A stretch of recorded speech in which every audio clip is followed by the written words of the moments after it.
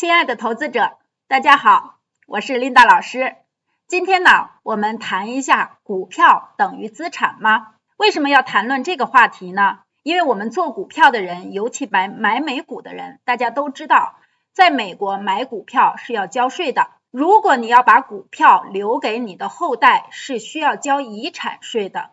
那么我们都知道，像固定房产这样的东西呢，如果你留给后代需要交遗产税是无可厚非。那么股票也交遗产税，为什么呢？那么股票到底是什么？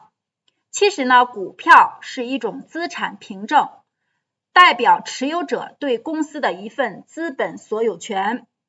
股票是股份公司发给股东证明其所入股份的一种有价证券，它可以作为买卖对象和抵押品，是资金市场主要的长期信用工具之一。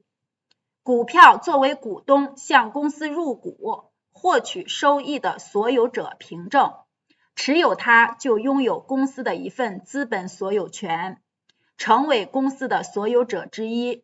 股东不仅有权按公司章程从公司领取股息和分享公司的经营红利，还有权出席股东大会，选举董事会，参与企业经营管理的决策，从而呢，股东的投资意愿通过其行使股东参与权而得到实现。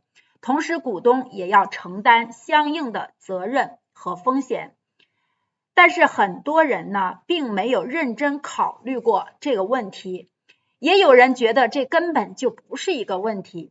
但是大部分人匆匆进入股市，听消息随意买卖，追涨杀跌，频繁交易，在高位加仓，在低位割肉。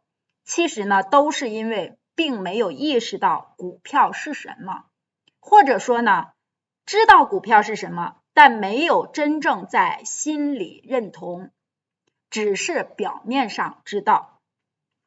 如果你认知了股票是一种资产凭证，代表一份实实在在的资产的所有权收益的话，那意义就非常重大咯。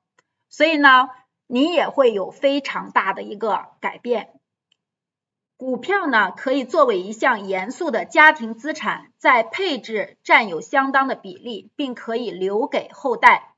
很多人的基础教育呢，都欠缺了投资理财这一课。因为我们可以回想一下啊，从我们小学到中学，再到大学，甚至很多人读了研究生，读了博士，博士后，但是我们真的涉及到投资理财的这个课程有吗？我们每个人呢，其实在人生当中呢，比较关心的就是我们的财富，对吧？我们的资产，但是实际上对这种投资理财，我们是知之甚少。大部分人呢，对股票的性质呢，都没有正确的一个认识，所以大部分人并不会把股票作为一项严肃的家庭资产配置。我们准备买入股票的时候，会像买资产一样谨慎，而不是像买筹码一样随意。股票除了代表一种资产，还可以代表筹码，是一种交易者进行博弈的工具。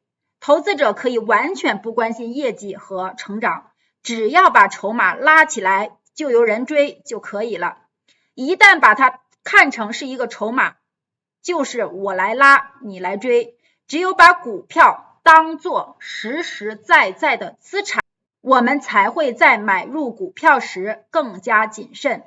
虽然我们买入的股票只代表公司所有权的很小的一部分，但是我们依然需要像买下整个公司一样去审视它，就是用便宜的价格买到长期成长的公司股票。